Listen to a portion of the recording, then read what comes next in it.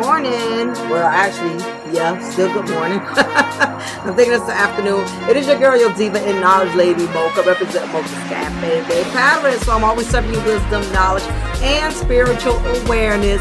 One of your very few female content creators that's non-biased, go in on men and women, because that's how we do it over here on my platform. Nobody gets spared any mercy. So nevertheless, I thought it was very imperative that I did this particular recipe, this content concerning life with the toxic wife. As we already know, the Will Smith and Chris Rock altercation at the Oscar Awards is flooding the YouTube streets. You know, it's in heavy traffic right now. Everybody's been talking about it. Everybody's spinning their own narratives off the situation. Who was right? Who was wrong? What Will could have done different? What Chris Rock could have done differently? What Jada Smith could have done?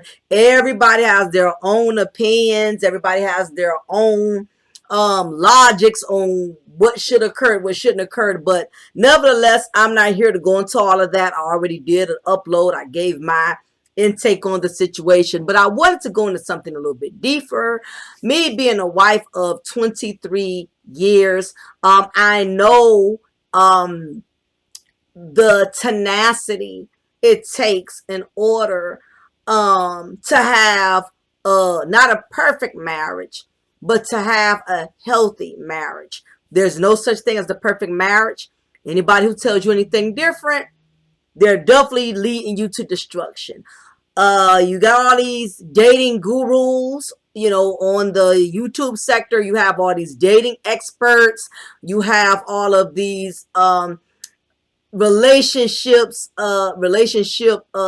therapists, you know, who have certified themselves as experts in what it takes to keep a good marriage and what it takes to get a good man or a good woman. When the truth is, a lot of people who I'm noticing who are basically programming people with their own logics as to what is considered a good man, a good woman, a good marriage, or a bad marriage, if marriage is even worth having or not having, are people who either A, never been in a relationship or had a marriage long enough to know what it takes to preserve a marriage, how to endure the good and the bad times, or it's people who have never been married, who are either discouraging other people from potentially seeking marriage and a good soulmate. So it's either one or the other, and it's unfortunate that YouTube has given these people the pathway to be able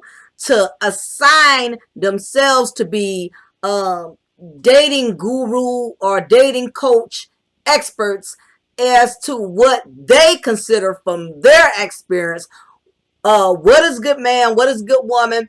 Why men should not get married, why women should not get married. And it's both men and women in the YouTube sector that are certifying themselves to be dating coaches or love guru experts. But nevertheless, all of us who have been married for a long, significant amount of time, we know that a lot of these things that are being taught from these supposedly YouTube certified, and I'm going to call it YouTube certified because it's basically YouTube that has allowed them to certify themselves, because again, these people ain't got to produce any real receipts.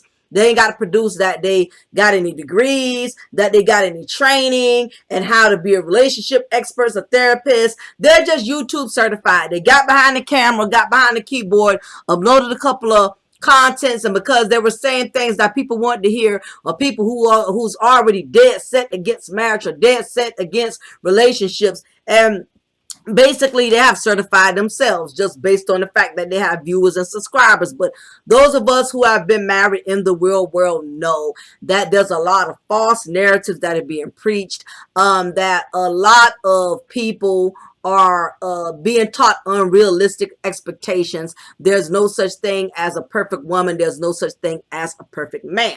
So I want to give my spin on this from the life of the toxic wife. Now, keep in mind, as I stated, this may be your first time listening to any of my content. And again, I'm non-biased. Over here, I go in on men and women. So just because you're catching one content Don't make your own narratives off of watching just one video of mine without looking at my whole resume. Make sure you check my whole resume. But you come in the comment talking greasy about I'm siding with men or siding with women. Unless you know my whole background, don't come in here making a general overall perception based off of one video if you've never even viewed any of my other content, because a lot of y'all are quick to do things like that. So I want to talk about life with a toxic wife. Another time I will talk about life with the toxic husband. We're going to stay in one lane and one lane at a time. So I wanted to focus on this because there's been a lot of controversy surrounding Will Smith, and most have already caught on to it, and some of others haven't. You know, they're still more focused on the slap. They're still more focused on the comment about Jada's alopecia, and they're overlooking the whole deeper meaning that's going on underneath the layers of this whole situation. And whether we want to believe it or not, this man is a broken man. Will Smith has been a broken man for quite some time. He's had a broken childhood. He has not had a healthy relationship with his father. He has had to witness his mother being abused for many years, and feeling less of a man because he was not able to defend his mother. And you'll be surprised, and a lot of black men do not talk about this. And I'm going to, matter of fact, I'm going to do content on men who have felt defeated because they were not able to protect their families from abuse during their childhood. You'll be surprised how many men are suffering with that. There are men that are successful, men that are handsome, men that make a lot of money, men that are married, men that are pastors, men that are actors, men that are millionaires who have had very dysfunctional childhoods. And a lot of it derives from the fact that they either, one, did not have a father, two, the father they had was very abusive, or three, they were raised by a dysfunctional, single, toxic mother. So it's either one or the other. And in some cases, some didn't have either parents. Some of these men had to basically find themselves, you know, they were raised through group homes, orphan homes. Mother was on drugs, father was on drugs, whatever the case is. There's so many different situations that surround that play a part in a lot of these men being abandoned as children. And you have grown men that are still dealing with abandonment issues, and it still follows them now. When we hear the word abuse, the world is so biased. When we hear dysfunctional childhood or abuse or emotional abuse, we automatically want to affiliate those words with women. It seems like emotional abuse is something only women can go through. Psychological abuse is only something women can go through. Women struggling with childhood issues because their father wasn't in the home. A lot of these issues are mostly associated towards women. Very rarely, we don't even have men in the sector who really discuss men who have been traumatized in their childhood, from young boys to from children to young boys to adolescents, and how it has fully manifested as they have become full-grown men. These are issues that were never dealt with. You have a lot of men who never had got therapy as a child, who never had got psychological help, because again, we're in the world is very biased. Men are being taught that they should not seek therapy, that you're less than a man, you're not masculine if you got to seek counseling, if you got to get psychiatric help. The world is so biased. Men who are very emotional could come off as crazy, could come off as weak, could come off as spineless, and it's not always the case. You have a lot of men who have suffered from emotional trauma, psychological abuse, and believe it or not, it's a lot of men who have been abused by other men, starting with fathers in their own home. Now, this is a touchy subject. We don't want to talk about this. We only want to speak on the obvious. We know that there's many of women who have been molested by their fathers, sexually abused by their fathers, psychologically traumatized, verbally abused by their fathers. We know women since the beginning of time have experienced some type of abuse, one form or another, when it comes to their father, when it comes to male figures in their lives, whether it was their grandfathers, uncles, or whatever, or brothers. We know this is common for women, but very rarely do we discuss this when it comes to men, because we're in a very sexist, biased world where men are not supposed to be emotional. Men are not supposed to be weak. They're not supposed to be spineless. No matter what you go through as a man, you still got to be a man, conduct yourself as a man, handle business as a man. You're not supposed to lash out, because women, we do it all the time. When women lash out, the world does not make a big scene of it. Because the world, society has already programmed it to where women are emotional creatures. So women, we get a lot of passes on being emotional. We get a lot of passes on not using their best judgment when it comes to our emotions. But when men do it, all hell breaks loose, because it's this biased, sexist society rule that men are not supposed to be emotional. So when you see men like Kanye West acting out, he's just crazy. You see people like Will Smith acting out, he's just crazy. And if you really look into the past and look into these men's childhoods, it will make sense to you to a certain degree as to why they are so emotionally imbalanced. And this is not to make excuses.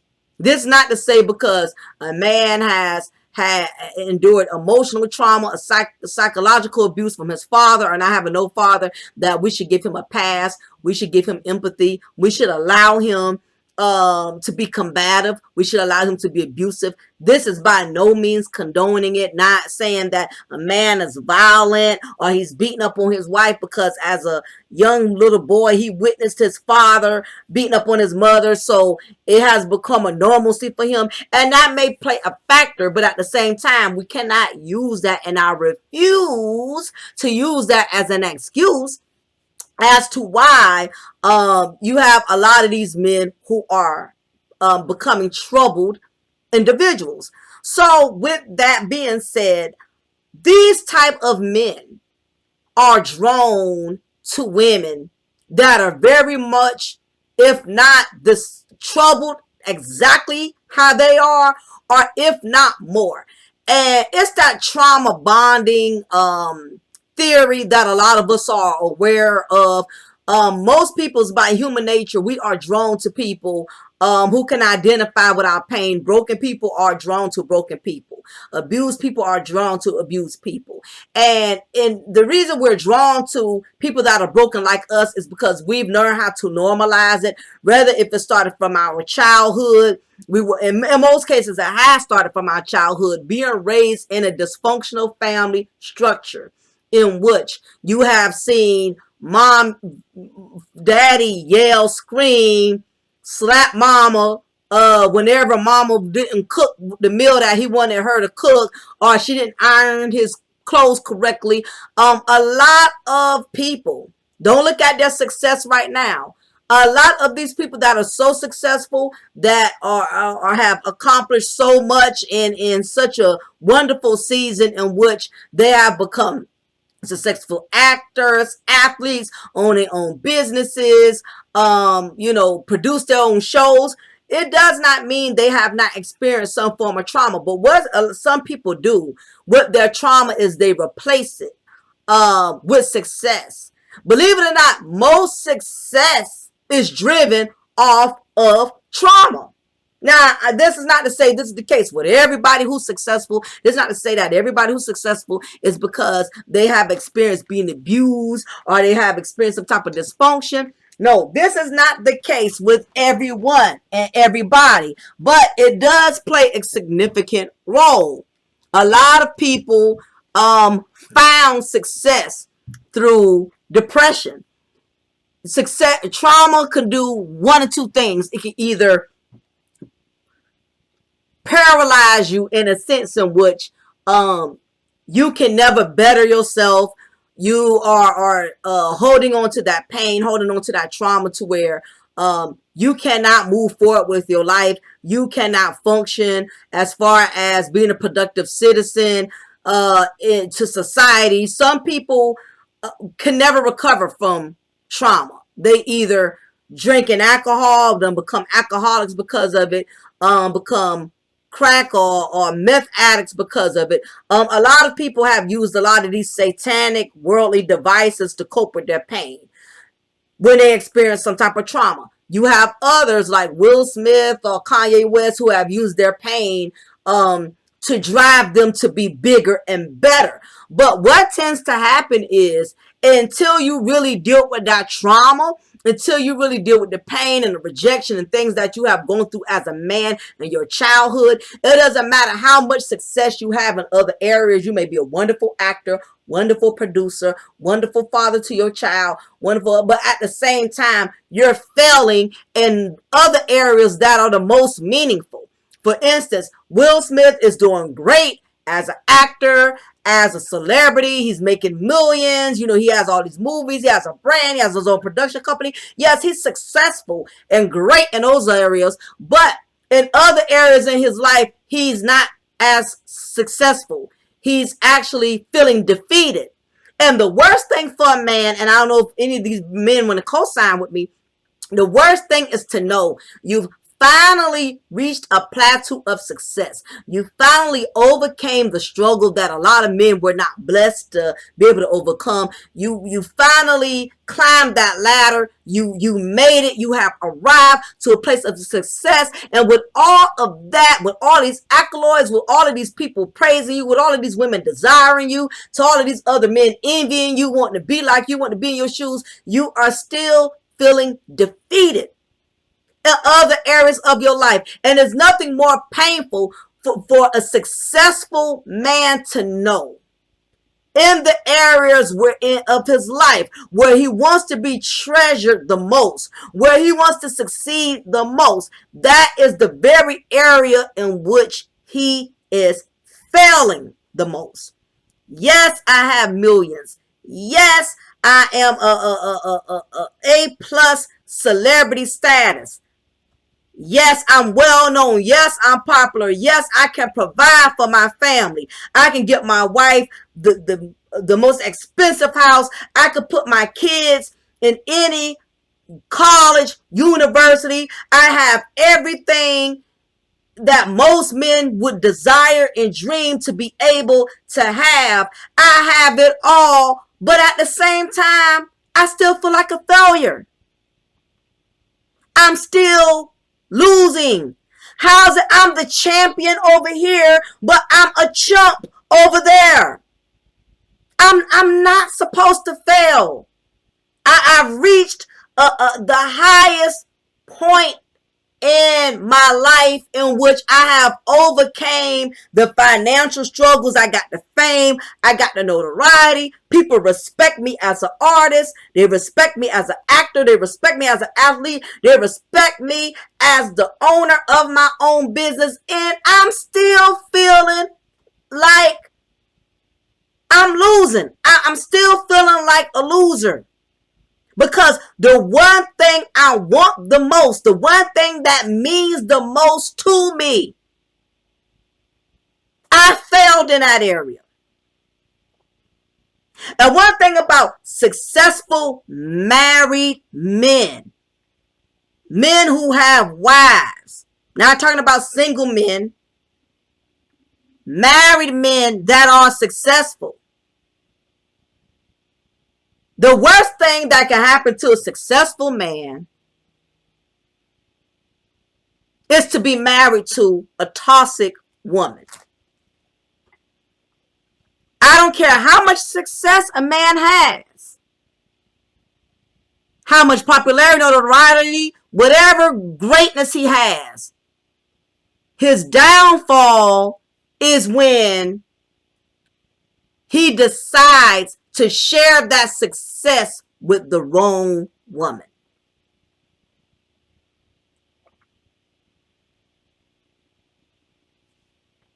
I want that to sink in for a moment. What good is being successful when you got the wrong person on your team?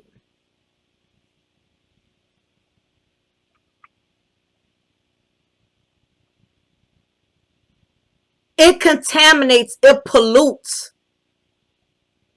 all of your accomplishments. It taints your legacy. It taints the foundation of dedication. It taints all of that.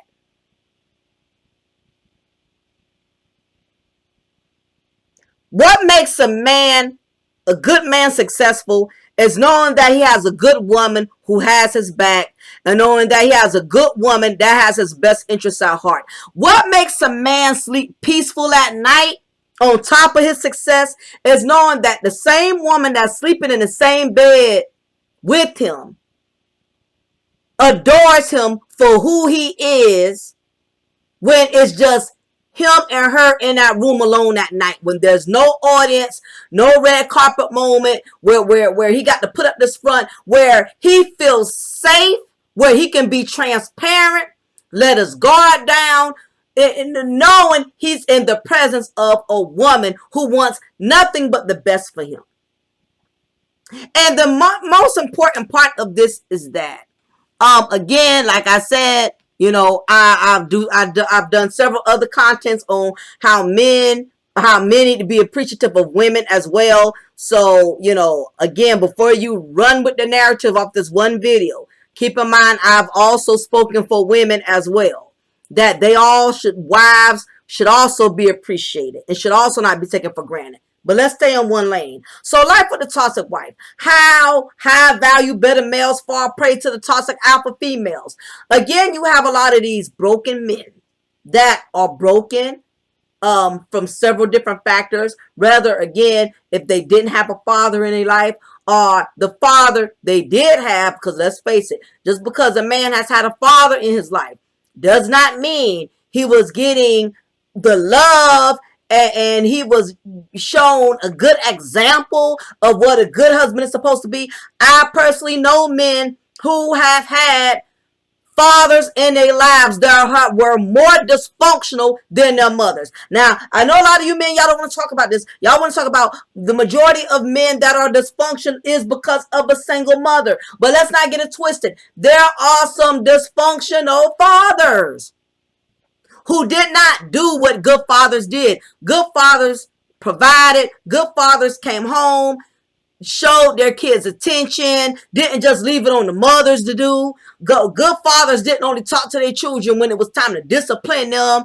They actually had a conversation with their children. They actually interacted with their children. You have some men who have had the blessings of having good fathers in their lives who taught them how to be men, who taught them how to control their emotions, who taught them how to conduct themselves in society so they don't become another statistics. Some men have had the blessings of having good fathers. What about the ones who didn't? What about the men who had fathers in their lives, but the fathers was abusive towards their mothers? The fathers was abusive towards them. What about men who had fathers who sexually molested their sisters, sexually molested women in their family? Let's not think because a man has had a father, he automatically was giving the blessings of what it was taught to be a real man.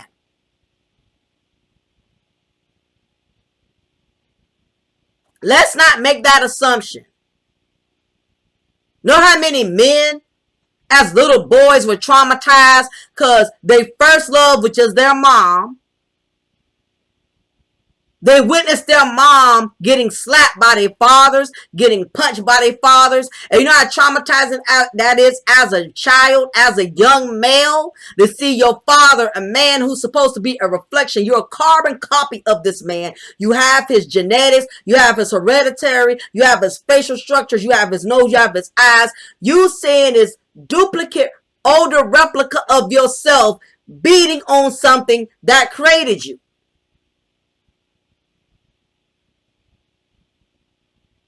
Being raised in that type of household and that type of environment is going to do one of two things. It's either going to A, make you break that generational curse, like, you know what, I am not going to allow my children to be raised in this type of environment, or two, it's going to make you repeat it. Because you have normalized it, even though you know what it made you feel like as a child, but because that's all you know, that's all you've been exposed to, you're going to repeat that same rinse, wash cycle. So you have many men like Mr. Smith who were raised in toxic, dysfunctional households. And in some cases, some of these men are drawn to women stronger than their mothers. I want y'all to marinate on this, because I know some of y'all ain't woke, some of y'all been hibernating because y'all been listening to this fast food content. It fills you up, but at the end of the day you feeling empty. So I know it's hard for y'all to absorb all this nutrition that I'm giving you right now, all these nutrients and knowledge. Most beta males who were raised in dysfunctional households, dysfunctional family structure, most of them are drawn. In many cases, they either want women just as weak as their mother or either stronger than their mother. Because some men want, let me start with why some men who grew up in dysfunctional households want weak women, because they saw the power that their father had over these type of women, and they also have learned to adopt that same level of power. So therefore, they also want a woman that's just as weak, and which they call submissive. And there's a difference between being weak and being submissive. A woman should be able to be submissive, cater to her husband, take care of him without him abusing her. Woman that's being submissive, she's catering to her husband, but he's taking care of her, he's providing for her, he's not abusing the masculine authority he has over her. There's a difference. I'm submissive to my husband does not control me. There's a difference. He allows me to still be me, to still be myself, and not losing myself in the midst of providing and caring for him. But the abuser, he wants you to lose all care for yourself, all love for yourself. He just wants you to put it all into him. The abuser doesn't want to give the love in return to the wife, to the children. He just wants the children to do what he say do. He just wants to regulate. He sees his children and his wife as property value, not human beings who deserve to be loved and nurtured like he expects to be loved and nurtured. So he's either going to choose a woman as weak as his mama, not submissive, weak, willing to stand there, take the abuse, not protect herself, not protect her children, follow his demands and desires, no matter how abusive they may be, or in Will Smith's case, he will go after a woman who is stronger, who's more alpha than the woman who raised him. Because him experiencing that weakness from a woman, and keep in mind, men love their mothers. No matter if the mother didn't protect them or not, men love their mothers. Even if their mothers did not protect them from their abusive fathers, even if their mothers allowed their fathers to abuse them, and they know the mother was in a position where they could have stopped it, the men are always going to empathize with their mother because they see their mother as the victim. And really, men don't think their mothers could do them any wrong or do them any harm. I've known men who will defend their mothers no matter how much their mothers did not defend and protect them from the abusive boyfriend, from the abusive fathers, because men have a soft spot in most cases for their mothers. They don't see any wrong in their mothers. So you have a lot of these as a young child, as a little boy, when you experience your father abusing your mother, you're not psychologically, because you're emotionally undeveloped. So you're not looking at why mom isn't doing anything, why mom isn't willing to break free and leave dad so we don't have to experience this. You have some young men who look at it as if dad won't let mom leave. Dad is too controlling. Even though she's independent, able to drive, able to get away, she's mentally capable of leaving, but she won't. But the kids don't blame the mother. They automatically look at the mother as the victim. And the truth is, these women are not always victims. Now, they may have put themselves in a position to become one by not being financially independent, so they got to stay in an unhealthy, toxic marriage with these abusive husbands. Some of them weren't educated enough to leave these men, so they did not know how to go get their own apartment. Some women are incompetent mentally, so they may have certain senses when it comes to certain things, but not when it comes to their husbands dominating them. But that's a whole nother subject for a whole nother day. So you have men who will intentionally go after women that are more stronger and more dominant than them because they saw how weak their mothers were, and they never want to put themselves in a position with the woman in which they got to control.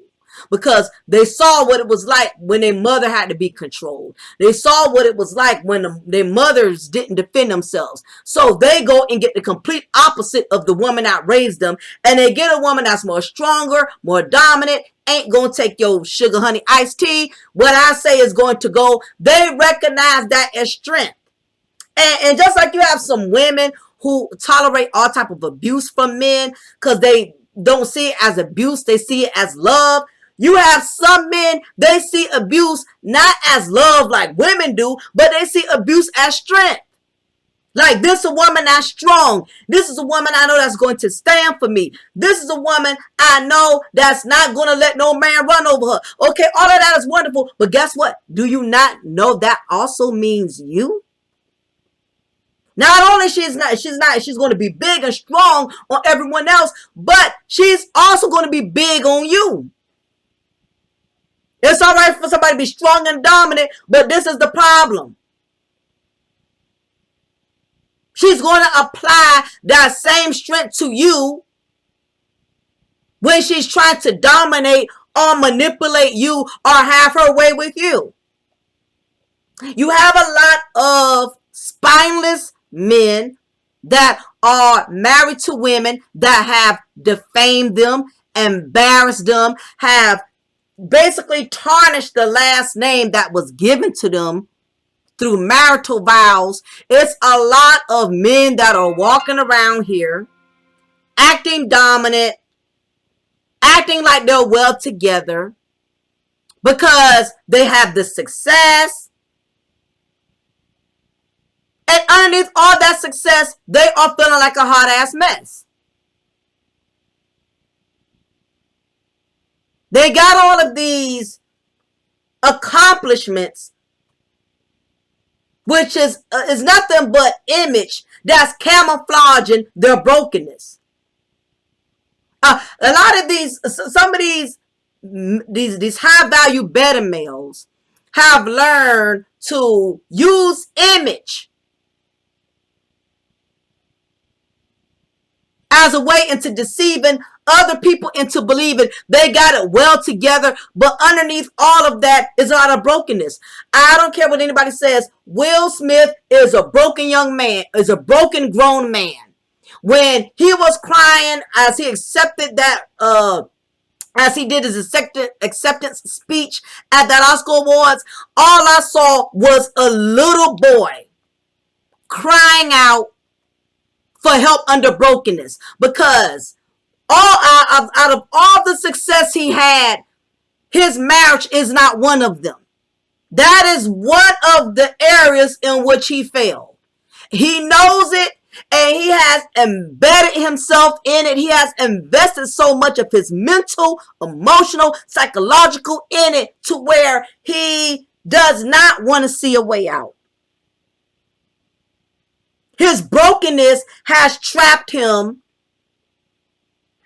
in a toxic marriage, in a dysfunctional marriage.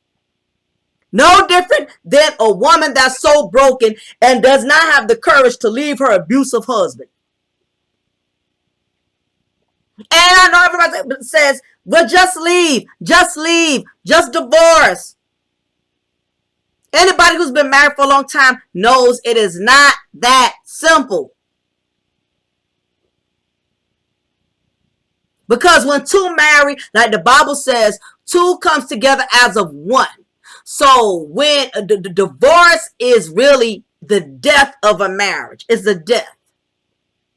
And what tends to happen is when you divorce, both of you start bleeding because it's a tear. Divorce is a tear. It's a dismemberment. So it causes both of you to bleed.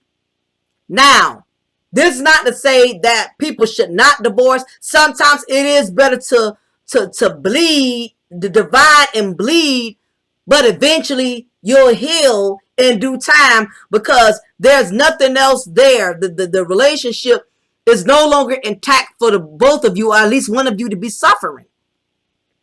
But those who choose not to divorce, they rather bleed and suffer. What ends up happening is they start bleeding out on other people. That is what he did. And it's a lot of dysfunctional marriages. It's a lot of people who have lost friends, who have lost family. I had a very strong friendship. I had a very long-term relationship with a certain girlfriend of mine. We were friends for every bit of 10 something plus years. But her marriage was so dysfunctional. And this is not to say my marriage has not had its shares of up and downs. I will not even sit up here and lie to none of y'all and tell y'all we haven't gone through, because we have.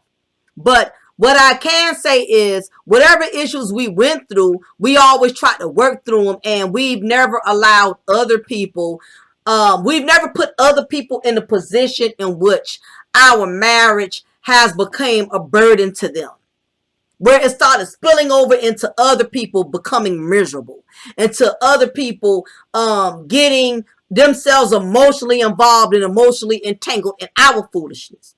That was something we learned to work through. We fought working through until we got it right. You have some marriages that are so dysfunctional. They have caused so many people on the outside so much grief because they've involved so many people. And that's basically what happened with me and my girlfriend. Every time this man put his hands on her, every time he put her and her kids out in the street, you know, especially when it's somebody you care about, it emotionally takes a toll on you. It takes a toll on you when you care about that person, and you're seeing how their marriage is just ruining them and damaging them. And it's like you sympathize, but at the same time, you start getting frustrated. You start taking it deep like it's your problem. And I get everybody saying it's their business. Y'all mind y'all business. It's their marriage. It's this, it's that. And y'all got nothing to do with it. That's true. But at the same time, when you open your marriage up to people, it gives people room to infiltrate. It gives people the room to carry your emotional burdens. Everybody's not attacking Will and Jada because they just being negative. Contrary to what many people may think, a lot of people are taking it personal because either they've been in that situation and know what it's like to keep seeing a man staying with a woman that's constantly embarrassing him, humiliating him, or we all know that one woman who drags her husband through the wall, no matter how hard he provides, no matter how much he works for his family. So I think the reason why a lot of people take their marriage personal because we can identify with it on some level, some form or another. It's nothing to do with, well, y'all got problems in your house. They rich. They got millionaires. Why people always want to throw money up in people's face? Like that's supposed to make a damn difference. You got miserable millionaires who are committing suicide, killing themselves, still divorcing. So whenever you put yourself out there, it gives people the right to form their own opinion. This got nothing to do with they millionaires, they stars. I'ma still have an opinion. I'ma have something to say about it because me as a wife, I take it personal because I'm like, you already, both of y'all was this power couple. People admired y'all being one of the most classy couples. Y'all was Will and Jada was the epitome of a classy black couple who weathered the storms. And a lot of people admired them for that. And that was because nobody knew what the hell was going on. We don't know what's going on with Denzel Washington and Pauletta. We don't know what's going on with Samuel L. Jackson and his wife he's been with for years. Morris Chestnut and his wife. It's a lot of black couples out there that are really admired, not because they're perfect, but just the fact that they had enough grace to whatever went on in their house, they learned to keep it in their house. Now, I know a lot of people say, well, she was just being transparent. She's keeping it real. But sometimes when you are too transparent, that gives people room to infiltrate. And you got to be prepared for the backlash because sometimes you have people that will take your story and they will respect you for it. They will admire you for it. Like, wow, okay, they weathered the storm. They actually give you more respect. And you have others who just make a mockery out of it. Everybody's not rooting for you, even if you're being genuine and you're being transparent and you're telling your story. So that is the chance you take. Sometimes you think keeping it real is going to get you respect. And sometimes it just doesn't, because you got people out here who already wishing the worst for you, who already low-key hating. So, and they'll take your testimony to taunt you with.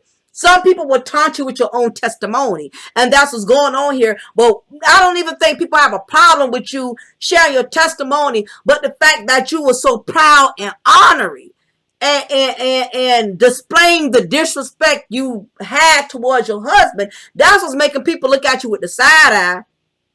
All marriages have gone through all type of storms. But when you're so proud and honoring and you can be transparent or open with him on a red table and tell this man we can clearly see is broken in his facial expressions, even though he's trying to keep up his front. Because like he said in his acceptance speech, you have to pretend that everything's okay. You got to keep a smile. And it has finally reached its breaking point.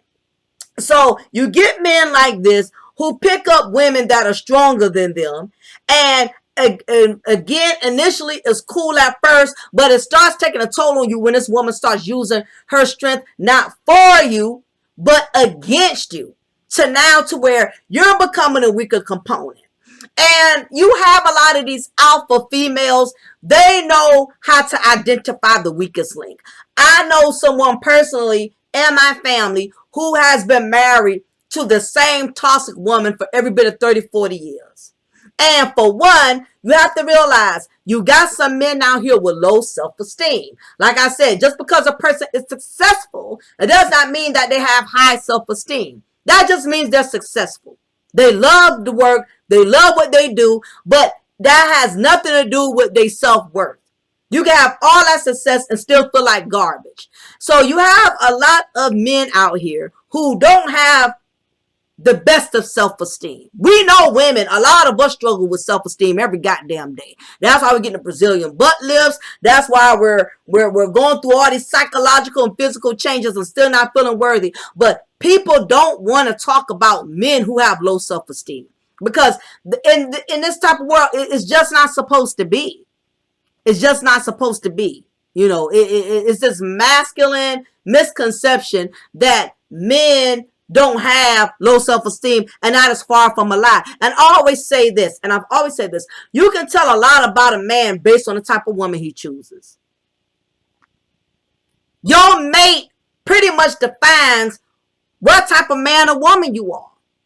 You keep picking up disrespectful ass dudes, sis, that says something about your worth. You keep picking up bums, keep having kids from better males, better breeders, who aren't real men. That's your character. You're choosing these type of men for a reason. And again, you have men who do the same thing. You have some men who don't even feel attractive. They don't even feel, even with their success. You have men who walk around here and think they are unattractive. They think that they are ugly. They don't think that they're good looking. Even guys that really are good looking don't think they're good looking. They don't think women find them appealing. And this could be because of childhood issues. Could be because of their mama riding down on them because she told him he wasn't going to be sugar honey iced tea like his daddy. Or either his daddy rolled down on him because his daddy knew his life was already ruined. And he was so threatened and intimidated that his son was going to become something bigger, better, and greater. So he already tried to tear him down in his youth before he could become a man, because he was afraid that his son was going to become everything that he wasn't man enough to be. You have some men who will stunt the growth out of their sons because they are threatened that their sons are going to be something they never could be. We don't know if that was Will Smith's case or not.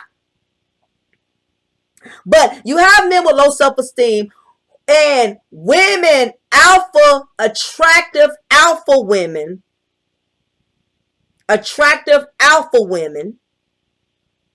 are alpha women that aren't that attractive, but they know how to charm and be passive aggressive to get better males, high value better males to fall for them. Now, I want to pop the brakes on that. I want to talk about the high value better males. What do I mean? Because I know y'all see that in the title.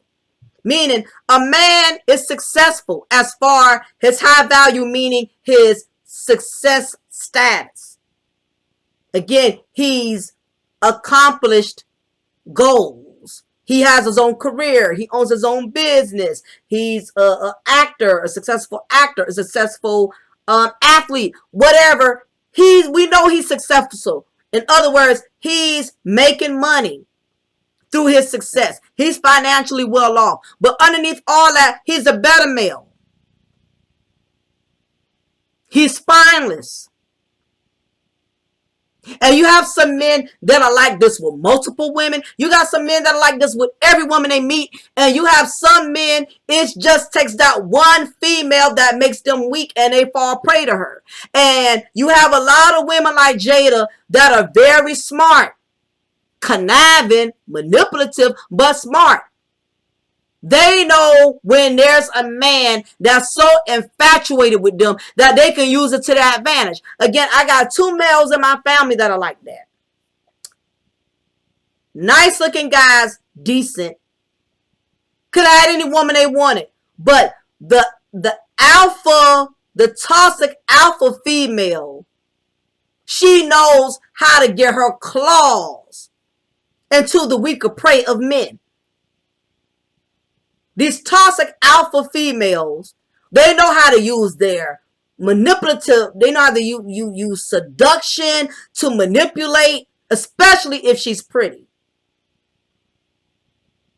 They know how to stroke the high value better male ego. In the initial beginning, Jada probably did that. She probably made Will feel like he's on top of the world. Like there's nothing he can do. I'm sure she made him believe he was that guy. But this is the problem with that. When you are a man that suffers with low self-esteem and it takes a woman who you're infatuated with to make you feel relevant, to make you feel important, if she has that amount of power to make you feel relevant and to make you feel important, she also can utilize that to make you feel less of a man and to make you feel less important. And that goes for men and women. Anybody who has the power to make you feel like you have significance in the world. If you give that person that same amount of power, they also have the power to make you feel like garbage. Tell you ain't nothing. Tell you that you're not enough for them. So this is why, and it's an old cliche, this is why it's very important for you to make yourself feel whole before you connect to somebody. Don't look for somebody to help you to feel whole. And many women like Jada, the toxic alpha female, they intentionally seek men who look for women like them to make them feel whole. Because it's a word for it. It's like that power exchange. She knows if I want him to feel like garbage, I have the power to make him feel like garbage. If I want him to feel like a god, I can make him feel like a god. Depending on what I'm going through, depending on how I want to manipulate him, I got the power to be a puppet, the strings to his puppet. I can be his puppet master. I can bring him up. I can bring him down, depending on what is my ulterior motive at that point in time. You have men who pick up these type of toxic wives. And these women bring them a certain level of confidence that they wasn't able to gain with other women or was never to gain, period. So you have these toxic alpha females. They know how to stroke the low caliber male's ego. It don't matter nothing to do with his success. Just his ego, his pride. She knows how to make him feel like he's the king. Makes him feel like he's the champ. But she also has the power to turn around and make him feel like a chump, especially if he doesn't kiss her ass, or she feels like she's not getting all of what she wants, even though he has broken his neck to produce this and to produce that. Now her greed has escalated. Now she wants him to produce more of himself in areas he's probably struggling producing himself in. For instance, if the high value beta male is giving his wife money, giving her cars, giving her stability, financial stability, all of this and that, but he's struggling in the bedroom area, she has the type of power to make him feel like, even with all of what he's given her, just that one area in which he's lacking, she has the power to make him feel like a total failure based on that one area in which he's not able to produce himself fully. Yes, he was able to produce himself fully with the money, fully with the lifestyle, but it's this one little area in which she knows he cannot fulfill that deed. She will use that as leverage to demean him, to manipulate him, or to use it as leverage over him. And if his self-esteem is so low that he doesn't feel worthy of himself, he will allow her to dictate his one failure to overshadow all of the other areas in his life in which he was successful. And what tends to happen is, the problem with successful men don't like losing. A man who has accomplished everything does not like to feel like he failed in something when he's always been a winner. Like many high value beta males, Will felt like he was a winner because he was winning in everything except his woman who had his heart. What good is your success and your degrees and your accolades when the one thing that means everything to you, you haven't won it over yet? You're not winning. What do you do when the one thing you want the most and you have accomplished everything, but you're feeling defeated in that one area? You won in 30, 40, 50 different things, but this one thing here, you ain't winning over here. And what tends to happen is, a man that's used to success, used to winning, he's relentless because he's not used to losing. He's used to, for the most part, he knows he's not perfect, but he's used to winning at anything. A man with millions feeling like he's not enough for his wife. Do you know what that does to a man's psyche? To know he has something that most women want, and the one woman he wants sees it as nothing.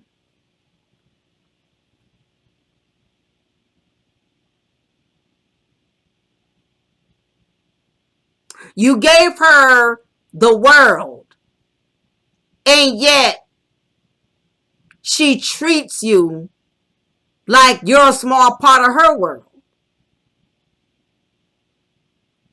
You have a lot of these high value men, these successful men who marry these toxic alpha females. And what tends to happen is they start unraveling because they can't understand. I'm used to winning. Why I keep losing? And the worst part is a man of his status who knows he's desired by so many women, he can't understand why his wife will want other women. But you know what tends to happen? I mean, why his wife will want other men. I'm glad I caught that before I recorded it. He can't register it. He's having a hard time processing that.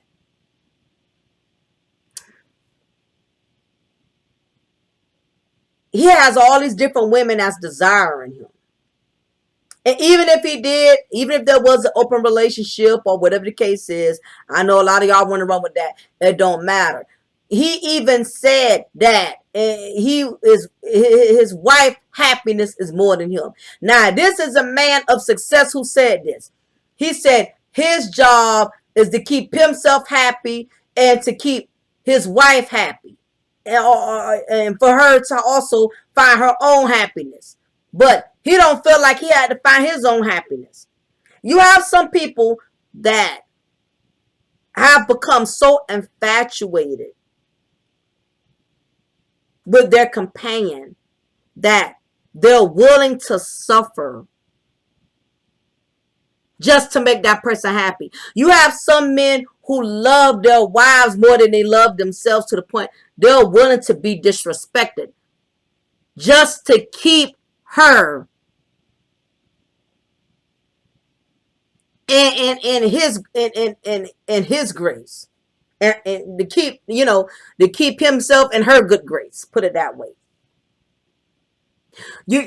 And for men, because you're not supposed to show weakness, it's this masculine misconception of society that you're supposed to stand tall, stand through no matter what.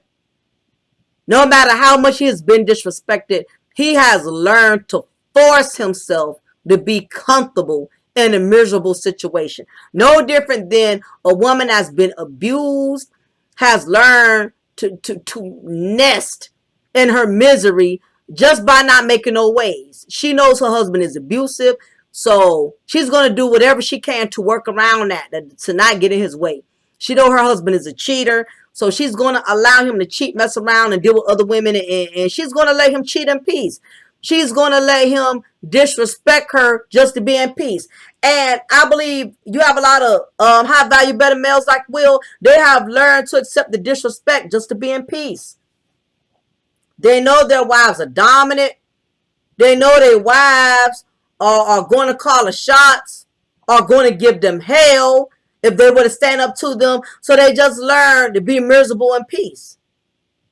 So what Will tried to do, like other men tried to, like some of these high value better males tried to do, he knows he's failing in his marriage, so I'm gonna just go all out. I'm gonna just go all the way to the top with everything else. Why you think? Why? Let me ask y'all something. Why y'all think he's so phenomenal in his movies?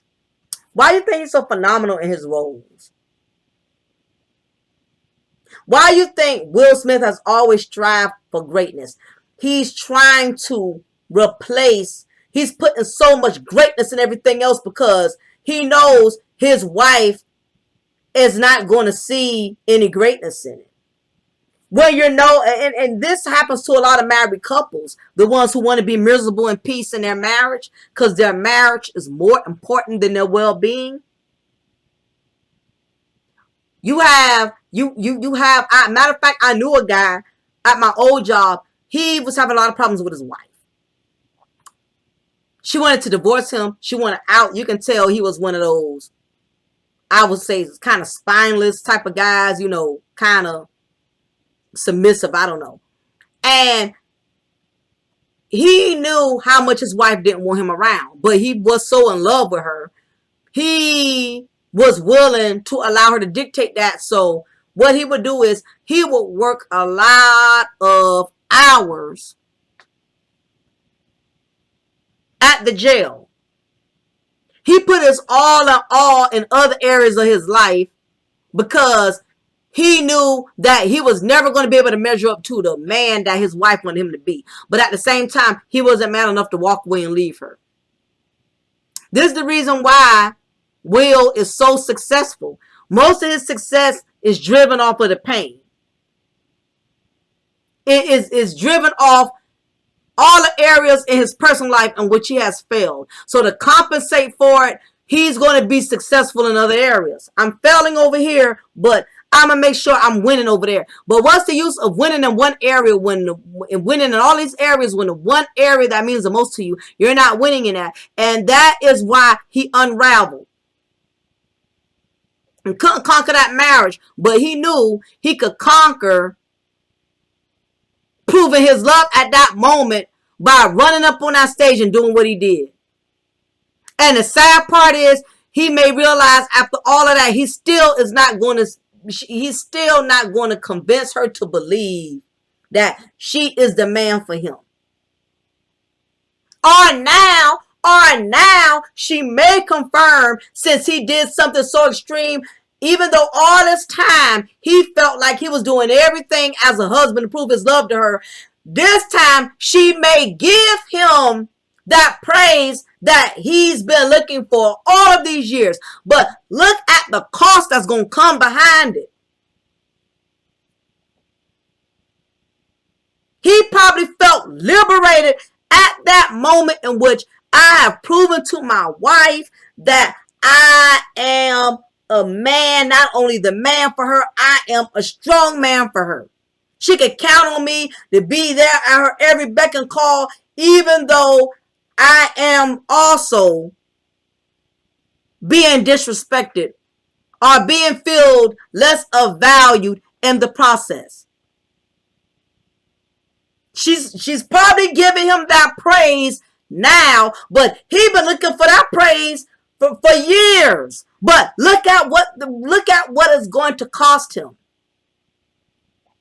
He had to make himself the sacrificial lamb in order to win his wife love. He's been seeking her approval for years. And the high value beta male, they don't want approval from fans. They don't want approval from their bosses, from their supervisors, from their customers, from groupies. The real approval is from the toxic alpha female who's eventually still at some given point going to make him feel like he's still not the man that she's expecting him to be. Or either he's going to have to lose something much greater or just as great as his marriage in order for him to see, God damn, it took me to have to go to this extent for her to finally honor me, for her to pay me homage as her husband. Is this what I had to lose? Some people have to lose big to win. But are you willing to pay that cost? As a wife, it's very important that not only we have the gift to manipulate, but that same energy you use to manipulate or to use your husband to do things that you know he's vulnerable in doing, especially when it comes to you asking him to do it. You still have to learn how to utilize that power to also prevent him from hurting himself, trying to prove his love and loyalty to you. As a wife, sometimes you have to put your emotions aside and look at the big picture. It's been times when me and my husband have gone places, going to the club. And I remember this one time, you know, when we were kind of like still going through our honeymoon season, we would go to clubs a lot. We got out and dance and have a good time, have a date night. And I remember this one time we went to the club. And I always recommend if you go to a club as a couple, go to a nice club or something, a jazz bar, not these hole in the wall, because sometimes these dudes be pressing up on you, or these, you know, groupies be pressing up on your husband, and things can get ugly or however. People drinking alcohol and getting high, so you know people don't always have their sound judgment when any type of environments. So I remember this guy, you know, because I would get up, leave, go to the bathroom, do little stuff like that. You know, me and my husband, we didn't clean each other like fabric softener sheets. We wasn't each other's company, but we gave each other that space at the same time. So I think my husband was going to get a drink or something, and I was going to head to the bathroom, and on my way coming out, there was this guy that was, you know, trying to hit on me, trying to talk to me. And I tell the guy, it's a little high, but at the same time, not high enough to not know what he was doing. He knew what he was doing. And he's, you know, all up in my personal space. You know, I can't remember exactly what he was saying, but you know, trying to push up on me. What's your name? Or why you acting like that? Or you think you too good to talk to me, talk to a nigga like me? You know, stuff like that.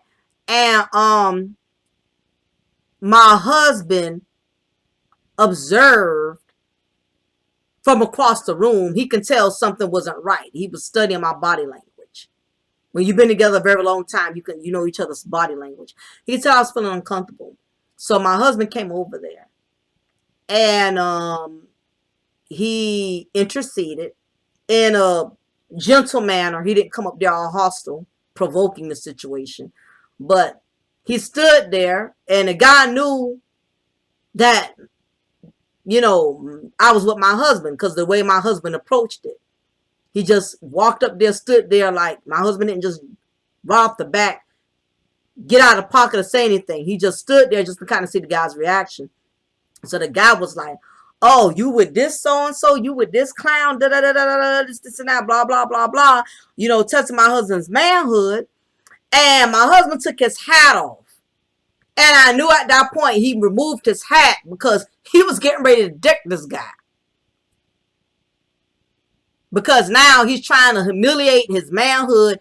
You know, it's a bunch of other guys in the club and females. Then I'm standing there. You know, he's not going to allow this man to disrespect me. Then on top of that, he's disrespecting him, calling his bluff.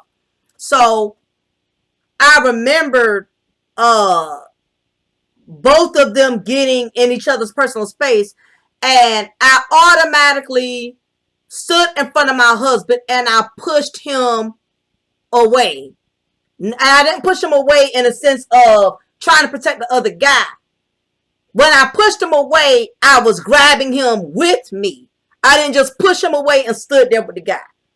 And of course, security knew what was going on, so they came over there and they removed the guy. And the guy got all hostile and got even more louder once the security grabbed him. My point in case was, my husband's protection was just as important as him defending my honor. I didn't want him to physically get in a fight because I didn't know this guy. Didn't know if he had a gun, weapon on him or what.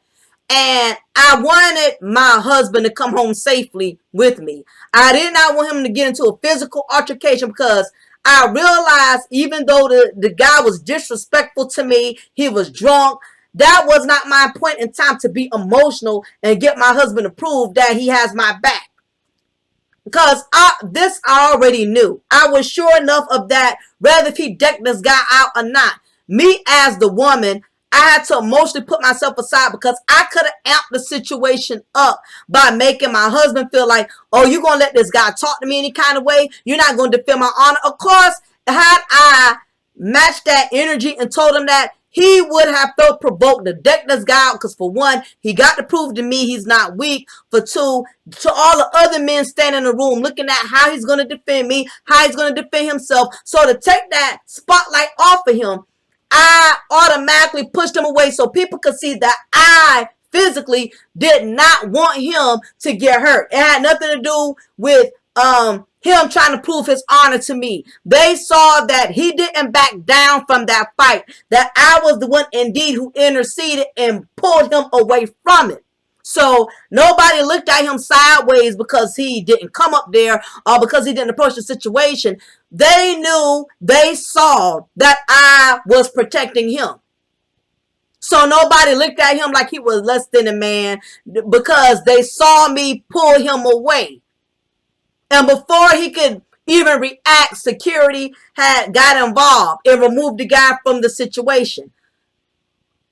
His safety was just as important as my dignity.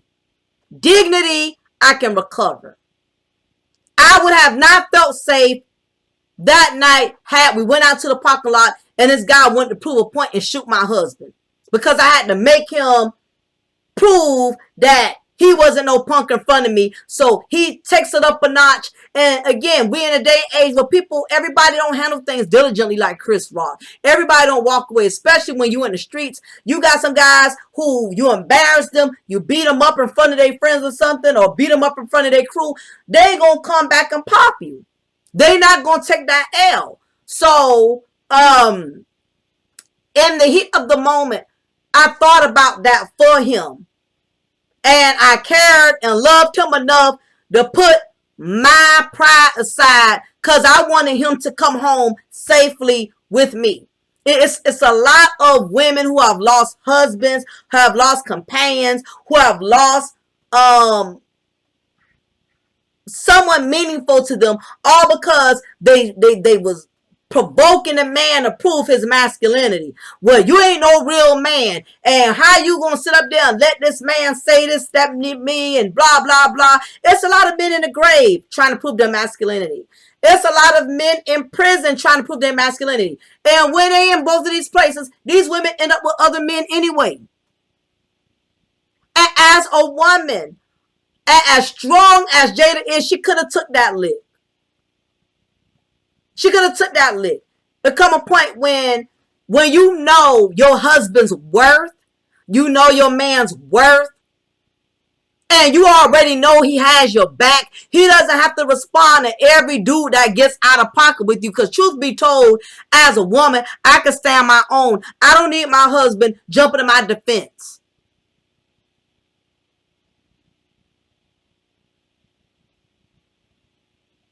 What's more important? Your husband tarnishing his legacy, losing his life, losing his freedom, all to prove a point to you that he's the man for you. It's been plenty of situations in which, and we haven't had a lot of confrontation because for the most part, my husband is pretty smart. He doesn't get himself in situations where he has to defend me or I have to defend him on so many levels. Just certain things we don't do. But the 1 or 2 times there's been confrontation, I've always pulled my husband back. My mission has always been, I need my husband to return, go home safe. This ain't the time to be stroking his ego. I need my husband to go home safe. I need to know that I'm going to see him the next morning. I don't need him trying to prove a point in a moment of temporary insanity because I'm bashing or provoking his ego and making him feel like he's not less than a man. It's only women who aren't used to being defended. They saw nothing wrong with that. He's protecting his wife. He's protecting a woman that's used to being protected. We don't have to look for men to protect us. I'm not one of those sisters where I feel like black men need to protect black women. I already have my own black man that I know protects me. I don't need to walk around with a picket fence, with a picket sign, walking around. Black men need to protect black women. Black women, either protect yourself or find your own king to protect you. And these days, I'm not trying to be funny. It's not even too safe for men to protect women too much anymore because some of these women, I've seen men get in situations where they jump to a woman's defense because a woman was getting beat on in the street. And because he got involved and pulled her husband away, she went beating on a man for beating her husband down for beating on her. You got some women that's so dysfunctional, but they want somebody to protect them.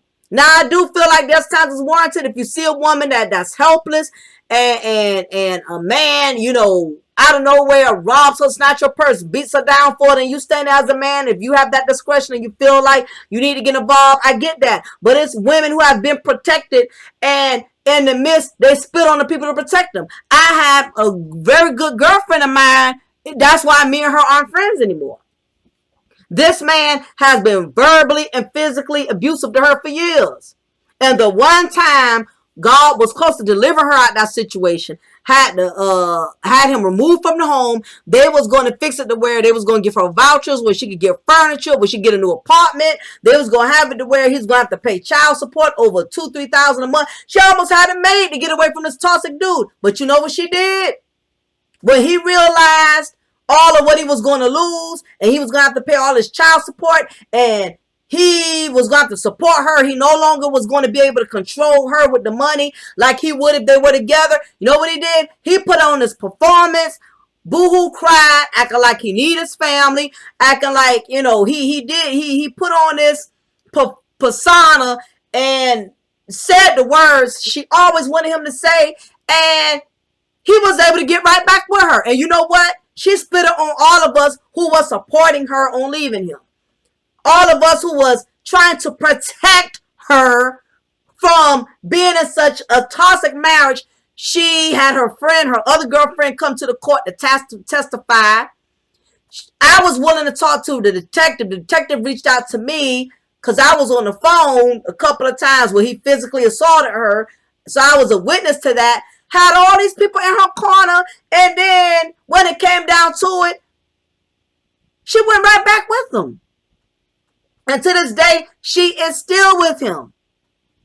So before we jump on that bandwagon of all men need to protect women, for one, women need to stop putting themselves in positions where they need protection, or stop running back to the very thing that people are trying to protect you from. Now, I'm not saying this is the thing with all women. It's because with all women. But the problem is, women, we are always looking for a savior. When this man when Will Smith assaulted this other man, you had women praising and giving worship service, giving Will a standing ovation that he was defending his wife. So they took that as an incentive that there are black men, or there are men who protect black women. And all it comes from is either you put yourself in positions where you did not protect your damn self, and you're looking for somebody to save you or protect you, or you don't have anyone to protect you. So the moment you see any man comes to a woman's defense, you perceive him as a savior. Will Smith wasn't doing nothing. He was not a savior for women. He was protecting his wife, who has already made him feel like he was never a man, like he never protected her. That's where that came from. I'm quite certain this has not been the first time Will Smith has had to deal with men disrespecting his wife. And we don't know behind closed doors. Well, Augustina is a big prime example, but I'm not going to go into all of that. We don't know how behind closed doors she made him feel less of a man. You have some men who have wives that really know how to tear them down and make them feel small. Don't think for a second because Will is 6'8". He's a professional actor. He's a professional producer and all of this and that. Underneath all of that, he can still feel like a little boy because his wife has the power to do that. Any person that you love more than you love yourself, they have a lot of power to ruin you. They have a lot of power to destroy you. You can have everything, but the moment you make a person so valuable to the point you don't perceive any value in yourself, You've given them power to ruin you. When he went up there, he ruined himself. He tarnished his legacy. Y'all can say what y'all want to say. All in the heat of the moment of protecting a woman who perceives to be so strong, but in that moment of weakness, she wanted him to prove his strength. That would have been her time. She already had a lot of power, already got a lot of influence. She the one who leads the relationship.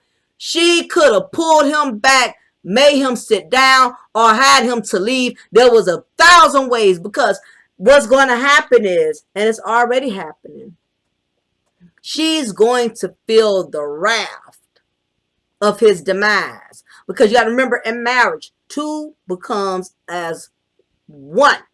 So whatever attacks the enemy digs at your wife or your husband, you're also going to feel and endure those same attacks, because y'all are a unit. And whatever he goes through, she's going to feel that. Now, they could walk around here and act all strong and dignified and arrogant, like they're not bothered, like they was entitled to do what they did, and act like they have very little remorse. But I guarantee you, Will is already regretting what he did. Y'all can defend him all he wants. Y'all can say he was protecting his black wife and more men need to step up. You men can sit up here and say, oh, well, this is what happens when simps defend their women. Listen, y'all can push your own narratives just to state your own claim to make your points more valid. But the whole bottom line is this. This is going to come back and haunt them in more ways than one. Because the biggest thing he lost was his reputation. He lost his good name. He lost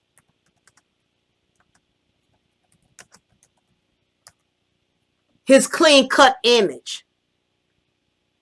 Proverbs chapter 22, first verse says, a good name is to be chosen rather than great riches, loving favor rather than silver and gold. Your name is everything. Your name is everything. Once your name has been tarnished, it doesn't matter what success or how many accomplishments you come behind it. You can't wipe that stain for your name. And I know a lot of people say he's not going to be counseled because he didn't hit a trans, he didn't hit a white person. He's not going to be counseled because he only hit another brother. And all of that may be true. He still may strive. He still may continue to do well. But this is the thing. Will Smith has already proven he's weak. And he's not going to feel the same about himself. I don't care how much he puts up front. I don't care how much he was waving around that Oscar acting unbothered. Will has proved he's an emotional man. And he has not walked this far and this long with a clean-cut image for nothing. He walked this far and this long with a clean-cut image because Will Smith cares how people feel about him. He cares how people perceive him. This is the reason why he carried himself so clean-cut for so long. So now this incident has made a lot of people look at him love. He got a lot of supporters. He got a lot of people that still rock with him. He got a lot of people who feel like he was right. I mean, trust and believe, everybody's not hating him for the situation. In fact, a lot of people honor him for standing up and defending his wife. But the whole thing about it is he, the one I got to sleep with this Saturday night. He's the one I got to live with this. And time is going to tell if he's going to be able to live with this. Hopefully, he really don't see how foolish he has been. And this has been for his wife, where he realized, you know what?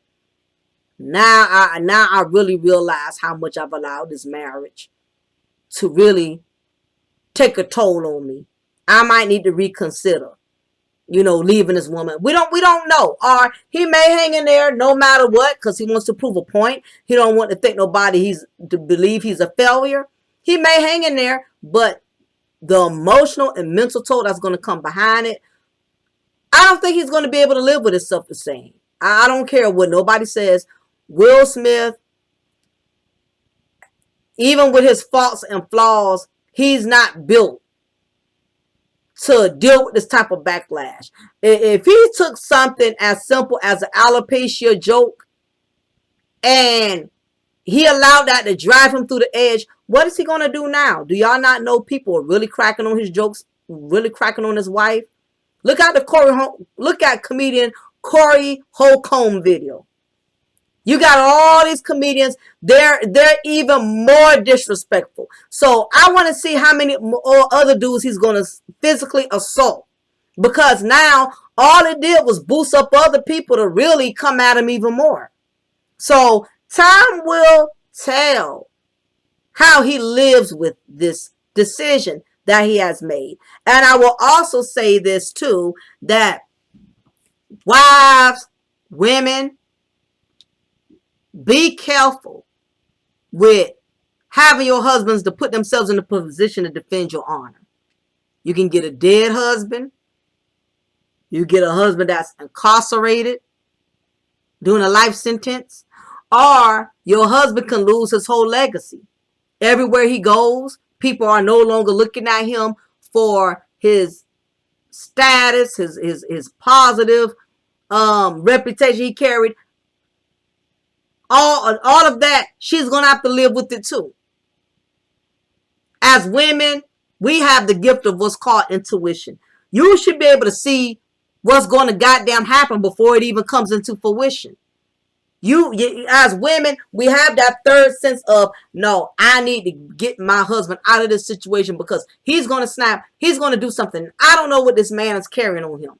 Or I don't want my husband to lose his sanity. It's been times my husband called me. He owned his own business. There's been times he had disagreements with co-workers who want to come for him because they felt like, he didn't pay them and all this other stuff or whatever.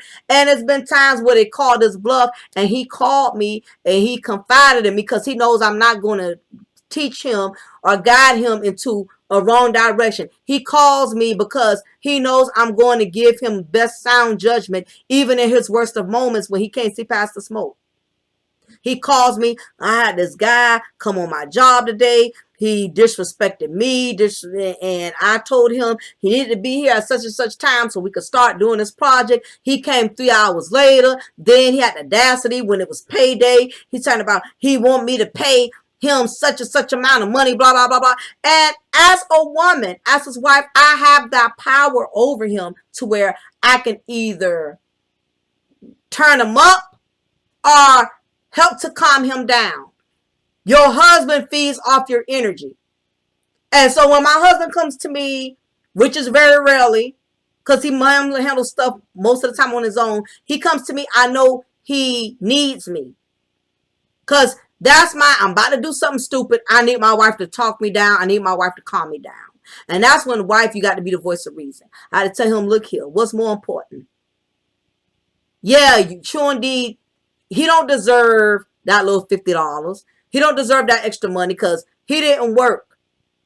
He came late, but tell you what, go ahead and give him a little $50, $100 and tell him, I'm paying you for no longer needing my services. I said, what's more important? You trying to prove your point, or this guy getting mad, getting angry, harboring all this hate over a few $100s? He comes up to your job one day and want to shoot you or want to rob you over some change because he's thirsting for money, even though he didn't come to work like you told him to. What's more important? Give him that little change. It's not going to hurt you. It's not hurting our household. It's not hurting our pockets. Give him that little bit of money. Pay him off foreclosure. Pay him for ending his services. Let him know you no longer need him. So when he's thirsty again or down on his luck and wants to work for you, no, I already paid you. Remember? I paid you off So you don't have to work for me anymore. And that's that. Because guess what? I had to tell my husband, you got more to lose than he does. You got a family. You got a company.